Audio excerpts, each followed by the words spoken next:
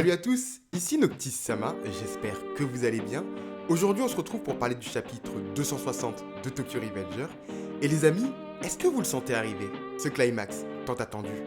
Alors bien entendu, on va aborder le combat de Taiju contre Benkai Iwaka, mais également on va aborder le futur combat tant attendu.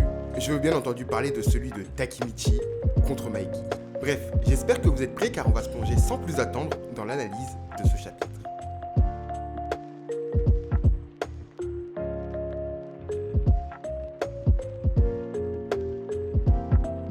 Cette semaine, le chapitre nous plonge immédiatement dans l'affrontement de Taiju contre Benkai Iwaka, et dans les premières pages, on peut voir que le duo légendaire n'y vont pas de main morte avec l'ancien capitaine des Black Dragons. En effet, on peut voir Benkai Iwaka asséner des coups puissants à Taiju tout en essayant de le rabaisser et de lui faire comprendre qu'il n'est pas si puissant que ça. Et c'est vrai que dans le précédent chapitre, le nouveau capitaine de la 6ème division nous avait régalé avec une prestation digne de ce nom. Alors que le Kanto Manjikai avait pris l'avantage depuis quelques chapitres maintenant, l'arrivée du personnage avait complètement redistribué les cartes, notamment avec le carnage qu'il avait pu sommer parmi les membres du Kanto Manjikai.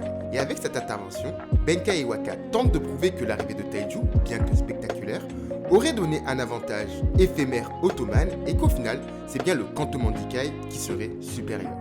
Et c'est vrai qu'avec ce début de chapitre, on aurait pu penser que Taiju ait trouvé son match avec le duo légendaire. Et c'est d'ailleurs en voyant le nouveau membre du Tokyo Manjikai en mauvaise posture que Takemichi commencera à douter de ses chances de victoire et qu'il pensera pendant quelques secondes à venir lui prêter main forte afin d'éviter une nouvelle défaite. Cependant, c'est en voyant son capitaine hésiter à entrer dans la bataille que Taiju indiquera à Takemichi qu'il ne doit surtout pas s'en mêler puisque son rôle est bel et bien d'aller rencontrer Mikey pour l'affronter.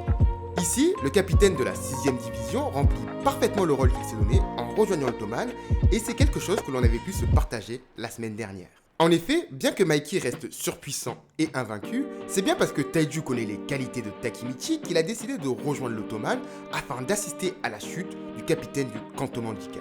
De plus, traînant une dette assez symbolique depuis l'arc des Black Dragons, le personnage compte bien faire tout son possible afin de mener à bien sa mission, afin de renvoyer l'ascenseur à Takemichi et de l'avoir aidé à prendre conscience de son comportement abusif envers sa famille.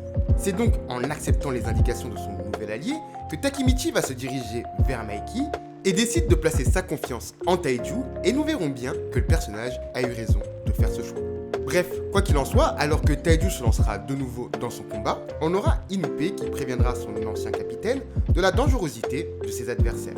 Koko confirmera les craintes du vice-capitaine de la 5ème division en indiquant que le capitaine de la 6ème division ne semble pas être en mesure de terrasser le duo légendaire. Et c'est alors que nous assistons à cette scène côté Toman que nous verrons Benkai Iwaka, en se faisant un signal vocal, se préparer à mettre en place une technique combinée contre Taiju. Une combinaison qui semble être assez redoutable comme semble le confirmer Senju, qui se relève enfin de sa défaite contre Sanzu.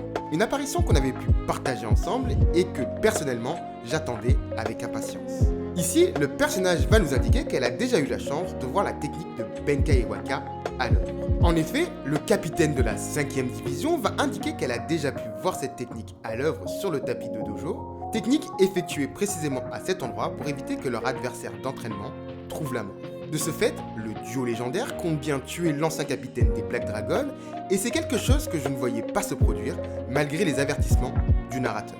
Alors, pour commencer, on a enfin le retour de Senju sur le champ de bataille, et je dois vous avouer que je suis assez rassuré concernant son arc narratif. En effet, comme on avait pu le voir il y a de cela quelques chapitres, le personnage avait perdu son duel contre Sanzu, notamment à cause des remords qu'elle éprouvait envers le personnage. Et bien que nous pensions que le changement de philosophie de Sanzu était lié à sa cicatrice, nous savons aujourd'hui que le problème est bien plus profond que ça. Le réveil de Sanzu pourrait donc permettre une nouvelle confrontation avec son frère ayant subi des dégâts dans son combat avec Kakucho, mais également en recevant la moto de Taiju, le laissant au sol pour le moment, peinant à se lever. Dans ce dernier, nous pourrions avoir des révélations sur le passé du personnage, mais également avoir le fin mot de cette histoire, donc cette intrigue familiale, même si je pense qu'une simple confrontation ne pourrait pas suffire pour faire parler le personnage. Également, si Takeomi décide de pointer son nez sur le champ de bataille, eh bien ce dernier pourrait participer à ce duel familial.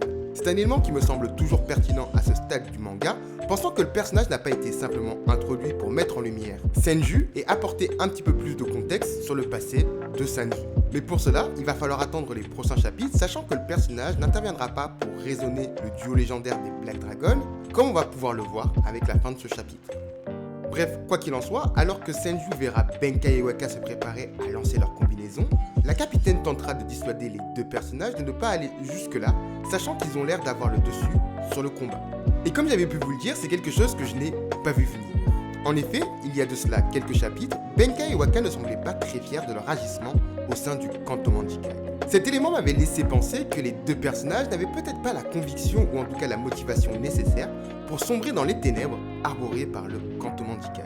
Cependant, avec les cases qu'on a pu apercevoir, on constate que les deux personnages sont bel et bien prêts à aller jusque-là pour leur capitaine. Et ceci pourrait avoir un lien avec les raisons qui les ont poussés à rejoindre le gang de Mikey. C'est un élément qui nous a pas encore été révélé et qui pourrait l'être avec les révélations de cet arc ou juste après la bataille contre le Kanto Manjikai. Et comme on avait pu se le partager, cela pourrait avoir un lien avec Shinichiro Sano, étant le frère de Mikey, et à leur manière, le duo légendaire des Black Dragons aurait pu décider de protéger Mikey, quoi qu'il en coûte. Bref, quoi qu'il en soit, les deux personnages vont tout de même se lancer et sauter sur Taiju, et c'est alors qu'on s'apprête à un dénouement assez tragique pour Taiju que ce dernier va les attraper par la tête et va indiquer aux deux personnages qu'ils ne sont pas en mesure d'achever leur technique suite à leur combat contre Inupe et Coco, qu'il va surnommer son duo chien et chat, et je trouve le surnom assez bien trouvé par rapport aux querelles qu'on a pu voir tout au long du manga, notamment à cause de leur divergence d'opinion. Et c'est dans une impressionnante lancée que le capitaine de la 6ème division va littéralement plaquer au sol ses deux adversaires.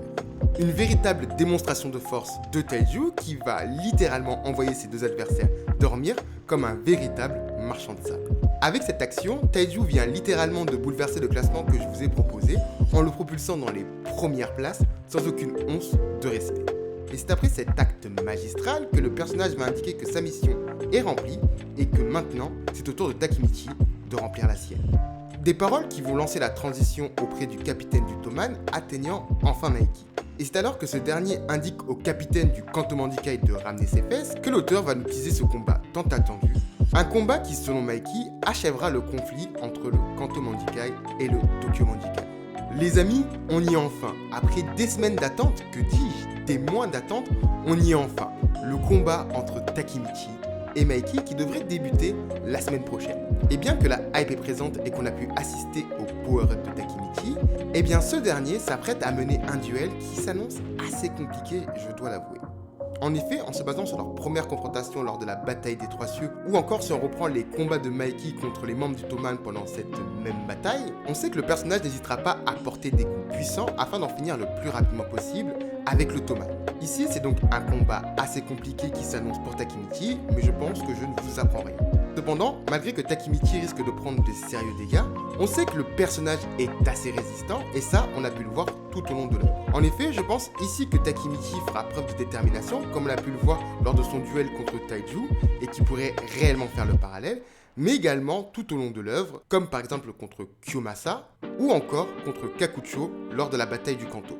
Également, dans cette confrontation, je pressens l'arrivée de certains personnages. En effet, comme on s'était partagé les semaines précédentes, Alma n'est pas très loin et je vois bien le personnage intervenir à un moment ou à un autre. Ici, son intervention permettrait à l'intrigue d'avancer et surtout de nous offrir des révélations tant attendues, à savoir l'identité du second voyageur temporel. C'est donc la réunion des trois personnages qui nous permettrait finalement d'avoir une avancée significative dans l'intrigue, même si je pense que l'on peut inclure une quatrième personne. Ici, je ne parle pas forcément de Sanju, mais bel et bien de Kazutora. En effet, grâce à la remontée d'informations de Laetitia, on sait désormais que l'arrivée de Kazutora est une énorme possibilité. Et avec l'arrivée du personnage, Takemichi pourrait recevoir le soutien dont il a besoin, soutien nécessaire puisqu'il se retrouverait en désavantage numérique. Dans cette confrontation, Kazutora pourrait donc décider de se venger d'Alma par rapport aux événements qui se sont produits lors de l'arc Valhalla, et peut-être même bien plus. En effet, si on imagine que Alma ait poussé Kazutora à tuer Shinichiro Sano en faisant ce braquage, eh bien sa révélation pourrait le mettre au centre de l'intrigue. D'ailleurs, je vous dis ça, mais j'ai une énorme pensée pour Silver car c'est sa théorie. Et ici, on aurait une nouvelle fois un retournement de situation. Également, autre élément que j'avais pu vous présenter, mais qui m'a également été partagé par l'abonné Hades, les prémonitions de Takemichi pourraient également refaire surface, ce qui nous permettrait d'éviter les coups les plus critiques. Et c'est en combinant l'ensemble de ces événements, donc l'arrivée de Kazutora plus le pouvoir de Takemichi, que peut-être Kanma révélerait des informations permettant de l'identifier comme le second voyageur temporel, car oui, encore une fois, je pense que c'est notre second voyageur temporel. Bref, quoi qu'il en soit, il va falloir attendre les prochains chapitres afin d'avoir l'intégralité des réponses, et je pense que ce mois de juillet va nous révéler pas mal de surprises, élément qui est également partagé par Sylvain. Les amis, on arrive donc au terme de cette vidéo. Si vous l'avez appréciée, comme d'habitude, n'hésitez pas à mettre un petit pouce bleu. N'hésitez pas également à commenter afin de donner votre opinion sur le chapitre ou encore vos théories sur la suite de l'œuvre. Comme vous avez pu le constater, je n'ai pas sorti mes vidéos spécifiques et c'est vrai que j'ai pas mal de contraintes actuellement. Donc j'essaie de reprendre plus ou moins le rythme, en tout cas en sortant mes reviews à l'heure. Et puis bien entendu, ces vidéos sont bel et bien en préparation et elles devraient arriver très prochainement. En attendant, si vous me découvrez avec cette review ou encore si vous êtes quelqu'un de régulier, eh bien n'hésitez pas à vous abonner afin de rejoindre le gang et pour que l'on puisse vivre ensemble la fin de cette œuvre. Également, cela permettrait de soutenir la chaîne, donc un grand merci à ceux qui le feront. Ceci étant dit, et comme d'habitude, il me reste à vous dire de vous porter bien et je vous dis à très bientôt.